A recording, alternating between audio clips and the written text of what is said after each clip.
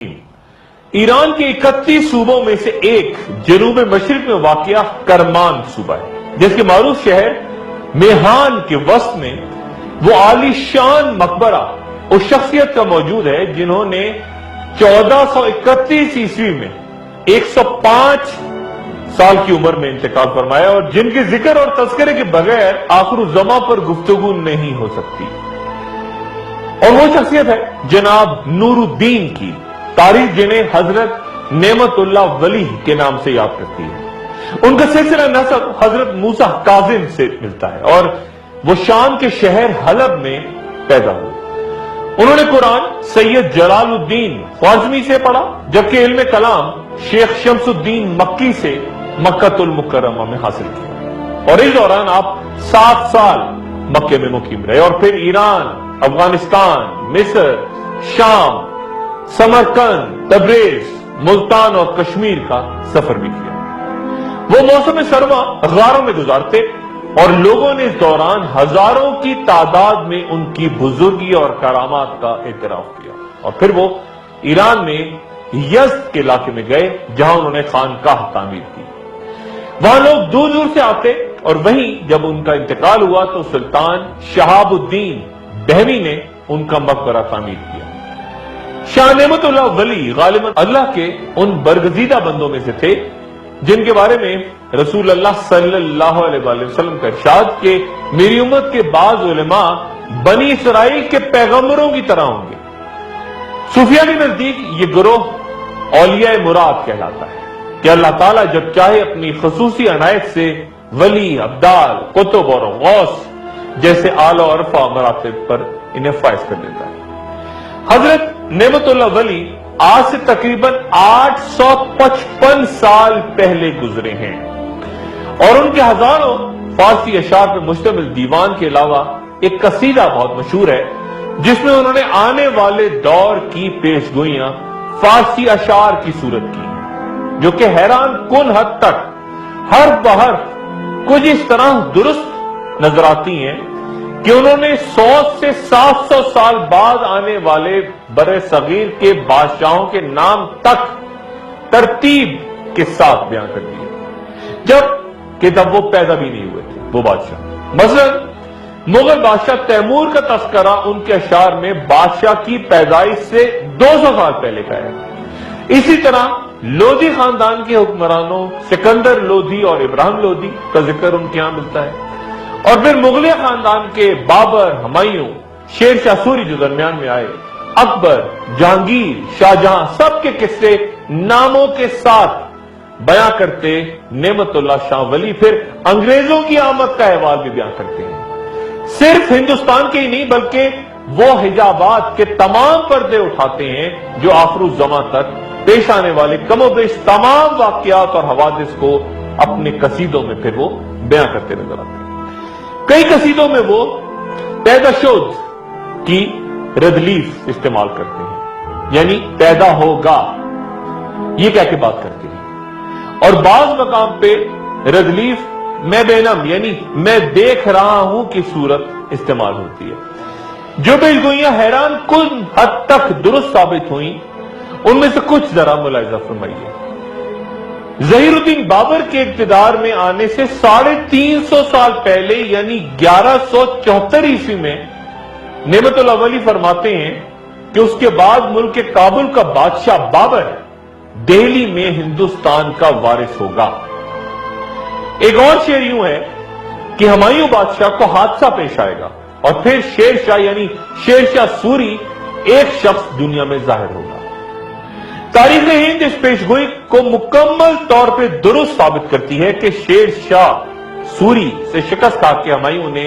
نظام سکہ کے ذریعے دریائے گنگا پار کر کے اپنی جان بچائی،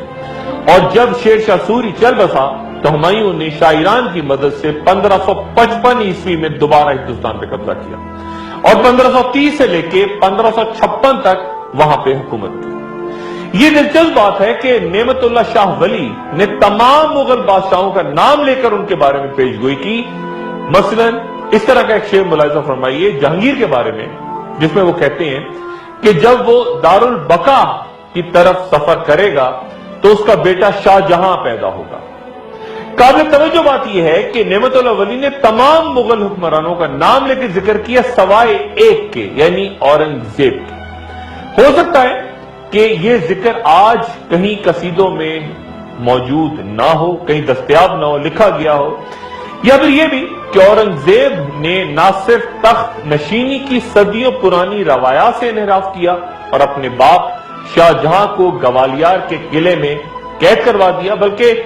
تخت کے اصل وارث یعنی اپنے بڑے بھائی دارا شکوہ کو شکست دینے کے بعد ہاتھی کے پیچھے باندھ کر گھسیٹتے ہوئے ہزاروں مرد و عورتوں کے سامنے بے رحمی سے قتل کروا دیا تھا۔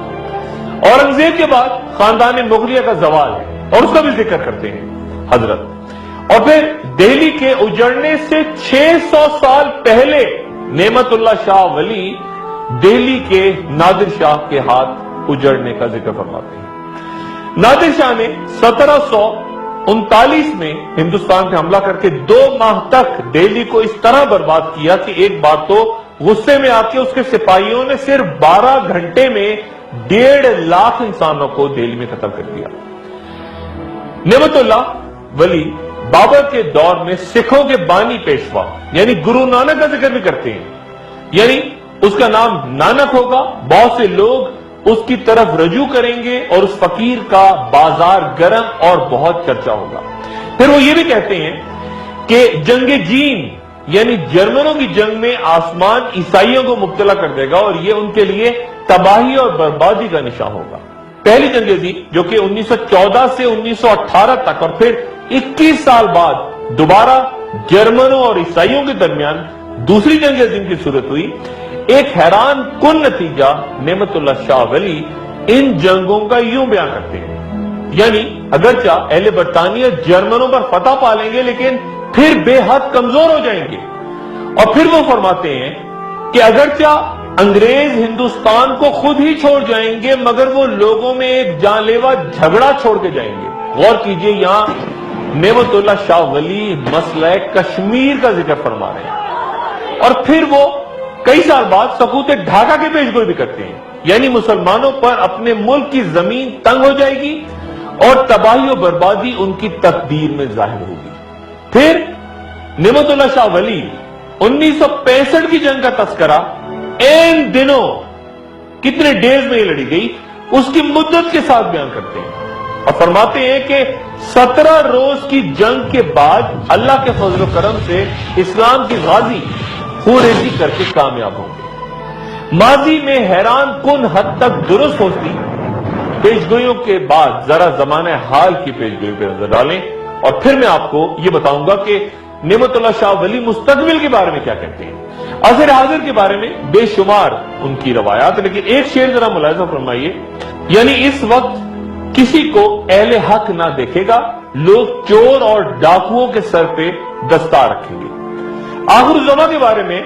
855 سال پہلے نعمت اللہ ولی کی پیشگوئیاں انتہائی عام تصور ہوتی ہیں کہ ماضی و حال میں ان کی تمام جتنی باتیں انہوں نے کہیں وہ ہو بہو پوری ہوئی۔ مستقبل کے کسی دور کے بارے میں وہ فرماتے ہیں کہ اس واقعے کے بعد، کس واقعے کے بعد یہ واضح رہی کہ وہ کہتے ہیں کہ اس واقعے کے بعد ہندوستان میں ایک شورش ظاہر ہوگی اور اس سرزمین پہ فتنہ و فساد بپا ہوگا۔ کس واقعے نے یہ ہنگامہ شروع کیا اس کے بارے میں جیسے میں نے پہلے بیان کیا کوئی نہیں جانتا۔ پھر وہ کہتے ہیں کہ یعنی اس انفشار کے وقت بت پرست قوم کلمہ گو مسلمانوں پر اپنے ہندوانہ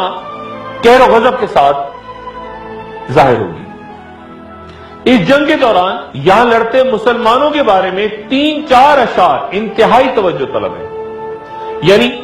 ان کی مدد کے لیے شمال مشرق کی طرف سے فتح حاصل کروانے کے لیے غائبانہ مدد آئے گی۔ پھر وہ کہتے ہیں یعنی ترکی، عرب، ایران اور مشرق وسطی سے امداد کے لیے ان کے پاس لوگ دیوانہ وار آئیں گے۔ اور پھر اس جنگ میں اتحاد کیسے ہوگا اس بارے میں ان کا یہ شعر ملاحظہ کریں، یعنی ترکی، چین اور ایران والے یہ بھی سب یکجا ہو جائیں گے اور یہ سب بھی ہندوستان کو غازیانہ طور پہ فتح کروائیں گے۔ یہ جنگ کس قدر خوریز ہوگی اس بارے میں نعمت اللہ شاہ ولی فرماتے ہیں کہ دریا اٹک काफिरों के खून से 3 मरतबा भर के जारी होगा। इस शेर की समझ बूझ उस वक्त तक नामुमकिन है जब तक उस पेशगोई पे नजर ना डाल लें जिसके बारे में वो फरमाते हैं, यानी पंजाब, शहर लाहौर, मुल्क कश्मीर, नुसरतशुदा आजाद कश्मीर यानी दरिया गंगा और दरिया जमुना का इलाका और बंजोर शहर मुसलमान फतह कर लेंगे। बहुत से साहिब इल्म इन पेशगोइयों को उन अहादीस के साथ उनके तनाजुर में देखते हैं जहां पे जिक्र हुआ है गज़वाए हिंद का। तीसरी मुतवक्को जंग-ए-अज़ीम के बारे में नेमत शाह वली फरमाते हैं, यानी हिंद की तरह मगरिब की तकदीर भी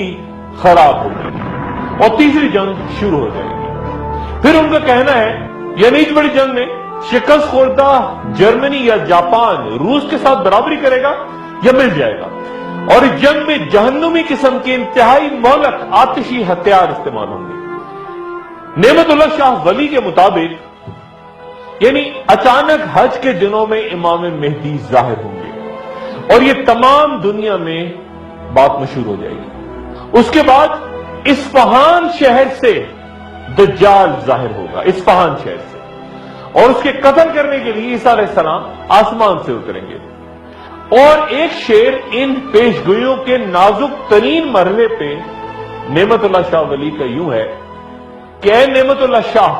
खामोश हो जा, रब के राजों को जाहिर ना कर।